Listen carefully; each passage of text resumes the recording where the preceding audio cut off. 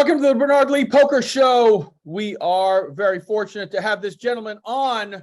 He's been one of our most frequent guests on the Bernard Lee Poker Show from the beginning, and you all know him.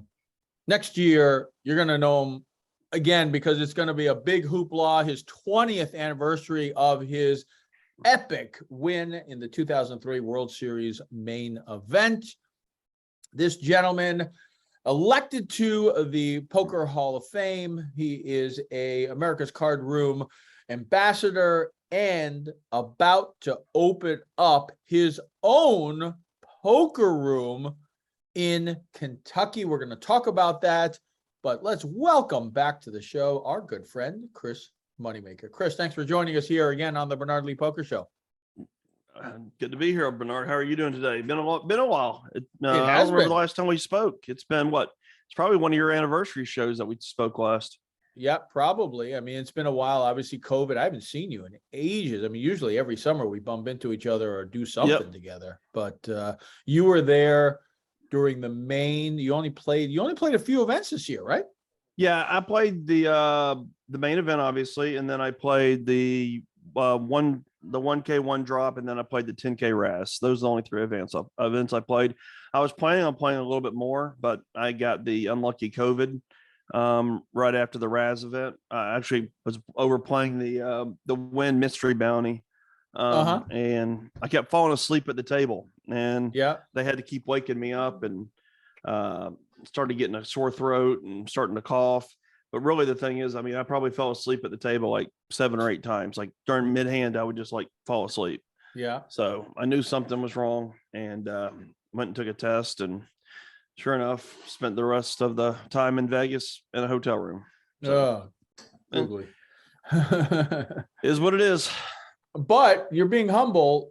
You not only played the main, but you cashed it for the 3rd straight year. Yeah. Made day 4 again.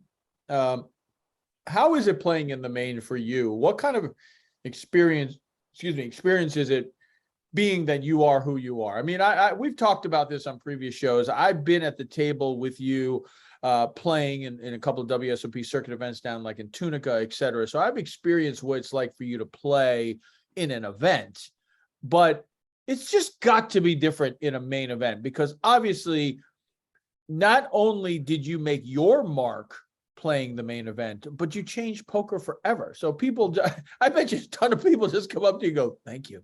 I get a lot of thank yous. I get a lot of I hate yous. No, not too many. Honestly, it's a lot of thank yous. And, I didn't cash in the main for like 16 years. Right. And a lot of that was people just, in poker tournaments, people were taking shots and, not folding to you, 3-betting you. Betting you light, trying to bluff you, whatever it is. That's not really good for your, as great as that sounds like for like a cash game or whatever. That's really not that good in a tournament because you want to win hands without having showdown. So when you're constantly having to showdown hands, that's just, it's a bad thing for you. Right. So as far as the WSOP, the cash in the last 3 years, that's kind of died off a little bit. People don't call me down as often. People don't bluff me as often. So it's back to it's a lot easier now to navigate the field because I'm not getting bluffs or I'm just got aces shoved on me. I'm playing online as we're doing this interview and some guy just shoved into my aces with queens. So as long as we dodge a queen, we're going to be okay. Yeah. Did so we doubled up. Yay. I do remember the last time I was in your hotel room. We were doing an interview while this was going on, and you ran so hot. You even jokingly said, "You goes, Bernard, I think you're going to have to be with me when I play online every time."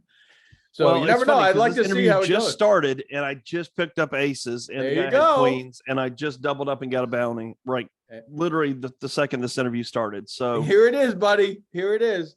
I'm available every Sunday. Caddy rate 10%. We're good. You know what? If you call me probably around midnight and I'm still in big tournaments, yeah, that caddy rate becomes really, there you go. All right, no one's listening to this, so I can say I got queens now in the same time. There you go. If I double here, I'm going to be calling you around like 1 o'clock in the morning when I'm deep, and you're just going to have to hang out with me. Hey, I've done it before. Trust me. I have a couple students that when they get deep, they're like, I need you, and I need you to help me advice and give me advice. And I don't need a damn bit of advice. I just want the Bernard Lee run. The Bernard Lee magic online from Mr. Moneymaker. if this guy raises us, then we're gonna test the theory. It's all the way around to the big blind. Oh, he did. He raised us out of the big blind. Oh boy. I guess we're gonna 4-bet this one. He's pretty deep.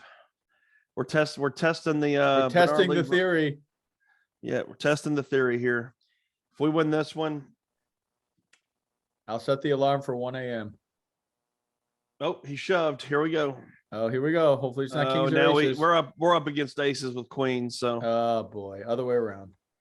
We're about ready to break the theory. Oh, I remember the queen. I swear to God.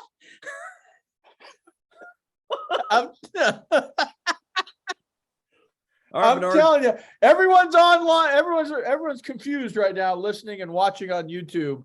But I'm telling you, if you go backwards in time, I remember we were in your room and you were like, "Wow, I'm so hot. You got to stay with me all the time." Here it is, dude. I swear, I remember the queen. Are you serious right now?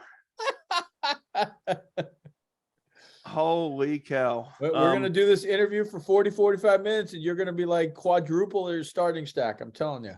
Well, I kind of just did. I just doubled up twice. There you go. And that's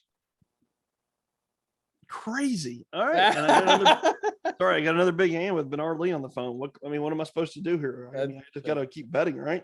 There you go. But so anyways, yeah. Oh, talk a little bit about I won this one too.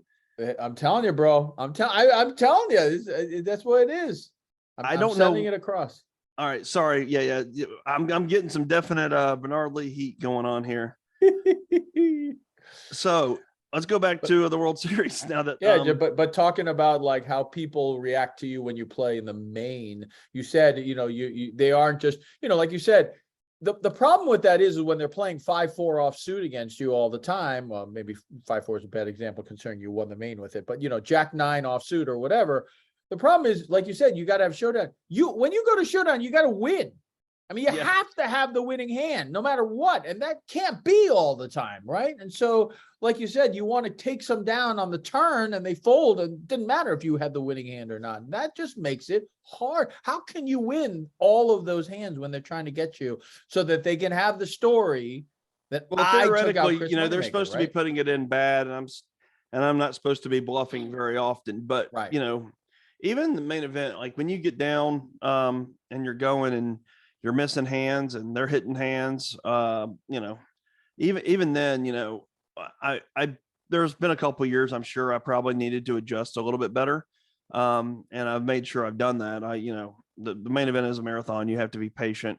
I probably pushed it a little bit too much, I'm sure, some of those years.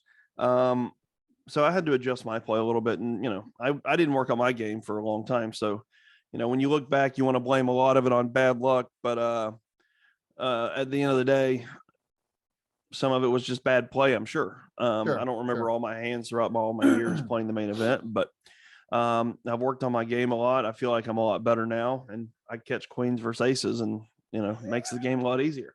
Just call Bernard Lee, and then you're all set, bro. you're gonna have to sit over behind me and just watch my cards or something during the main. There you go. You are one of the few people. We talked to Greg Raymer as well, obviously a good friend of yours. One of the few people who played at Binion's and then our 17-year stint at the Rio, and now have moved over to Bally / Paris, eventually Horseshoe / Paris. What is your thought of the move? Because I think that I've talked about this numerous times. A lot of people were cautiously optimistic, and some were very skeptical, actually, that this move and this transition was going to be good. But what's your thoughts on it now that it's been, it was finished? It's a dream come true, to be honest. I mean, I was never a fan of the Rio. The Rio was always I would rather have been at Binion's. Binion's, you have the history. Right. It's downtown, but you have the history. You have so much going for you down there. If I win this one, I'm just going to go bananas. This is crazy. I'm all in with, hold on. If I hit a king or a queen or ace or a 9, Yeah. I did. Of course I did. Of course you did. It's really an easy game when I'm on the phone with you. There you go. So, Benjamin heads I'm on available, by the way, for all my listeners. Just let me know. The caddy rates are available. Hey, it might be worth it, dude. 3 hands in a row, and I've doubled up all 3. Yeah, different tournaments, but whatever. So, Right. Binions has the history. It's downtown. It's a little bit different, but downtown is, they got the Circa down there. The Golden Nugget's a nice place. So there's some places downtown that are getting better, and I could see downtown improving. So Binions was always obviously I won there, so it held a special place for me. The Rio, I don't know, I never get the vibe. It was off the strip, and they didn't have a whole lot of food options. I mean, Right. That was definitely the bad thing. When I was there, I stayed at the Gold Coast a lot of times because it was walking distance. I didn't want to stay. I stayed at the Rio a few years, and that was never happening again. But I ate the Vegas All American Dave's.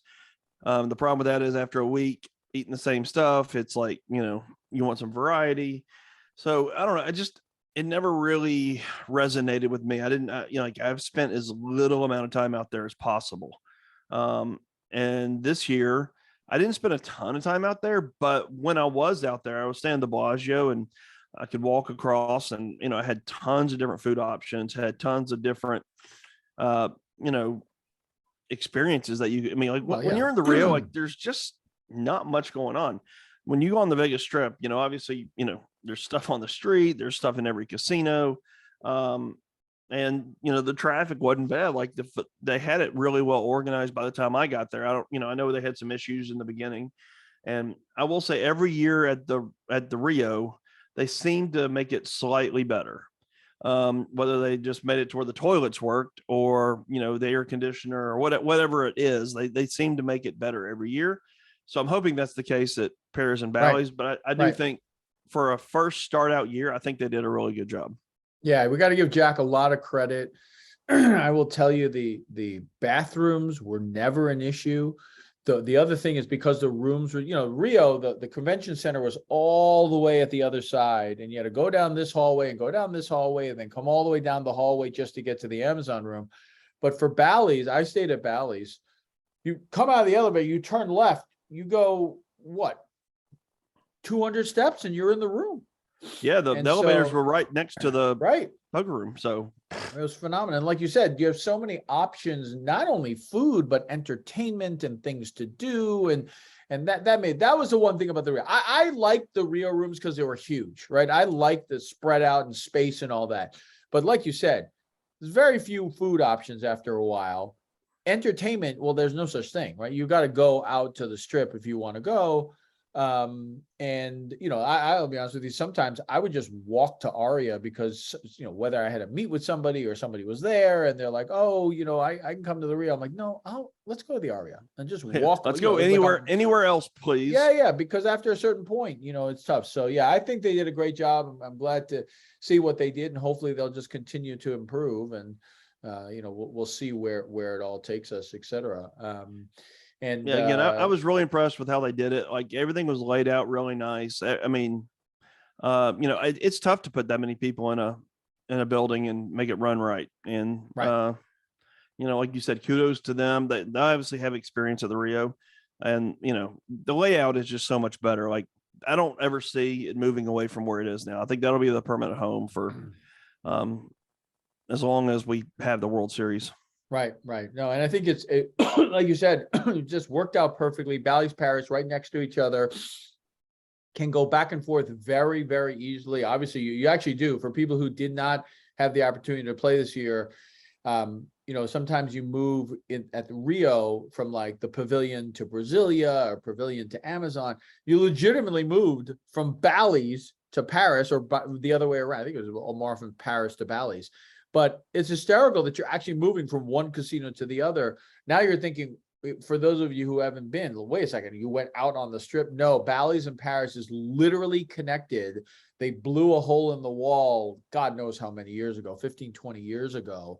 So you literally can go, you're in Bally's, you go through the kind of like little tunnel, and then all of a sudden you pop out and you're at Paris. And so they're really right next to each other. Yeah, and the tunnel has food and everything through it too. It's not like it's just some like, Roosevelt tunnels under the White House or something. Right. It's, it's food and shops and everything like that. So you're not walking through. Yeah, the Paris Convention Center isn't all the way through you don't even go into the Paris Casino.